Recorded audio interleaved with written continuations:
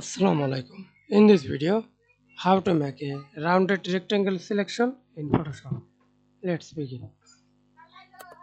Click the shape, right click, use rounded rectangle tool and use radius. Example, I use 100%. You can use your custom size. Shape to path. Then selection.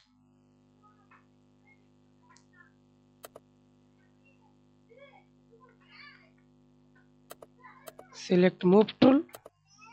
Press Ctrl T. Then move anywhere. That's it.